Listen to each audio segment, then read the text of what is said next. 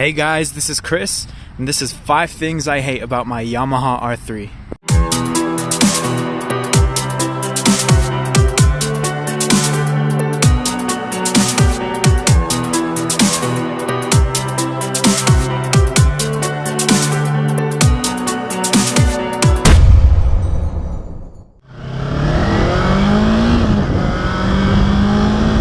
Oh, look, a scooter!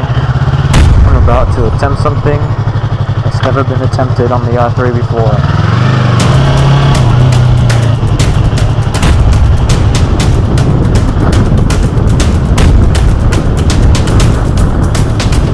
Oh yeah. Let's do it again.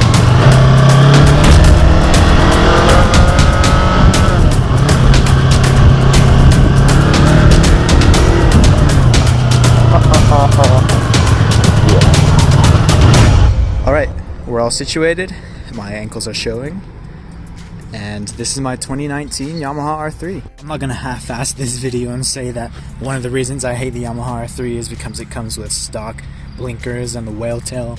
Everybody hates that, that doesn't count. I can't say that I hate this bike, I can't, but there are some things that kind of really annoy me. Number 1, false neutrals.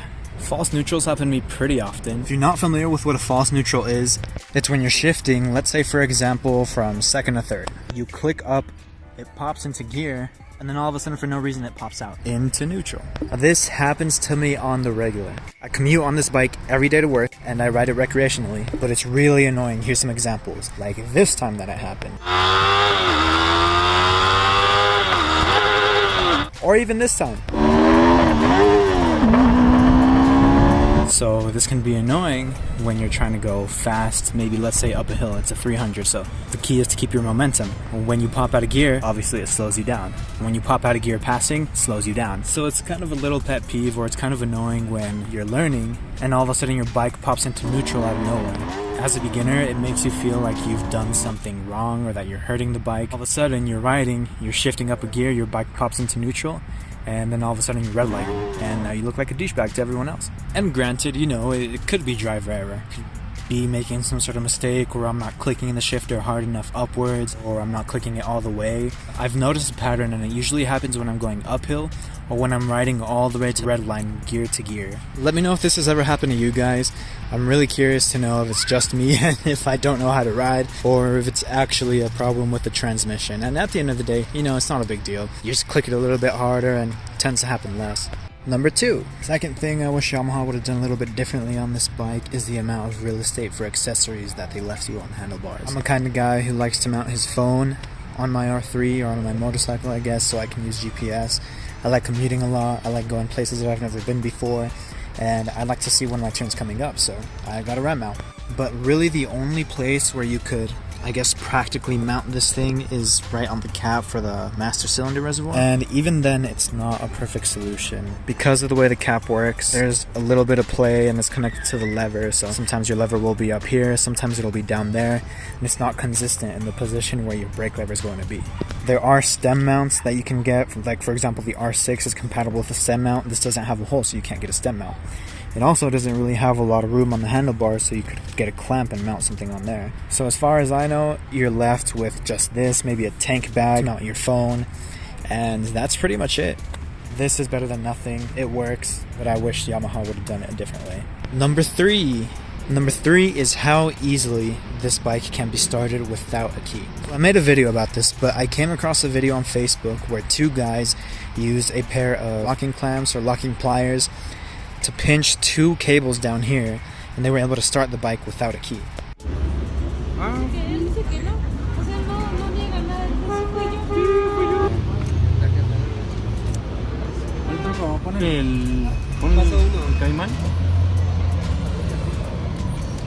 Apriétalo machín, güey. Ahí estás. Ya debe de haber prendido el tablero. Ya prendió. Dale marcha nada más.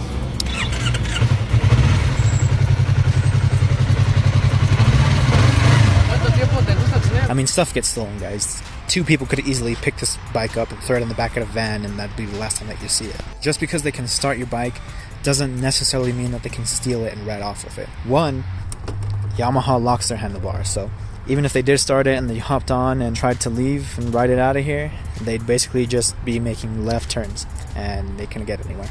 But it's still kind of surprising that someone can start it with just a basic tool that you can find in your dad's garage. Alright, number 4. This doesn't necessarily have to do with the motorcycle itself, but it's how the motorcycle is perceived and how other riders talk about it. Now listen, I'm not one to care about really what people think of me, but it is kind of annoying the way that some riders talk about this bike.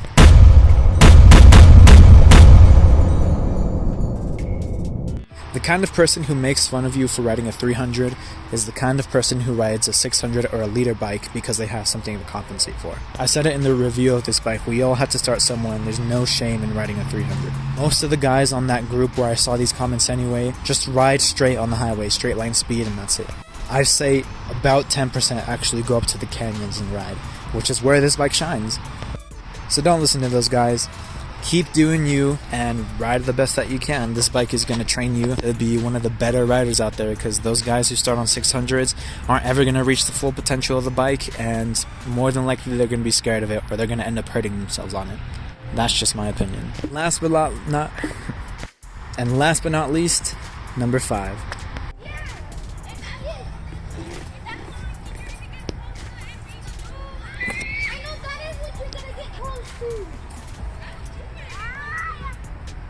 That would be the mirrors. These mirrors will work if you make them work, but they're not perfect out of the factory. Let's say you're riding on the highway or on a back road and you want to merge to your right. It's not practical or it's not safe to take your eyes off the road and completely do a 180 with your head. You should still do that and check your blind spot, but it's not the safest thing to do. Most of us use our mirrors. And see here, you can't really see what's behind me, so a lot of the time you end up doing this, which kind of puts your arm in this awkward position and really kind of impedes the way that you're riding, and it's just an extra set of movement that you shouldn't be doing while riding a motorcycle. You should be focused on the road. So one thing you can do is you can get different mirrors altogether, or you can buy mirror plates that elevate your mirrors just ever so slightly so where you'd get a wider angle and actually be able to see behind you. Can't say that I hate this bike, because I really don't. If I hated this bike, I wouldn't own it. In all honesty, I could come up with 100 times the reasons why I love this bike, and that video is going to be 10 times easier to make because I love this bike, and naturally it's easier for me to think of things that I love about the bike. Believe it or not, I was stuck at 4 reasons why I hated this bike for the longest time, and I just thought of the last one right now. Still, I think there are things that are slightly annoying, nothing that's going to be a deal breaker, but I wish Yamaha would have done things differently. Comment below if you're wanting to get this bike, or if you've noticed some of these pet peeves that I have about the bike on yours. I know a lot of you guys own the Yamaha R3 as well, so I'm interested to see, am I just being picky? Am I trying too hard to find reasons to hate this bike, or do I actually have a point? Don't forget to subscribe. I've got a lot of videos planned for this bike. I have a couple of reviews up on the bike already. Feel free to check those out. But in the meantime, stay tuned for the 5 things I love about the Yamaha R3. I'll see you guys in the next one. See ya.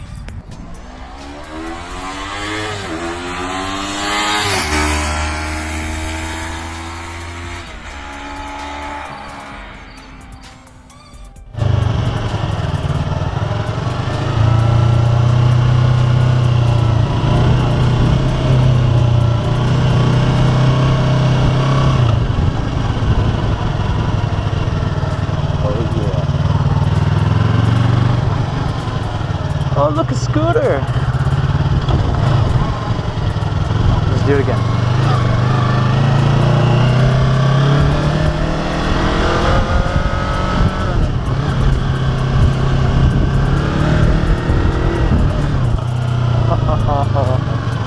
Yeah. One more time.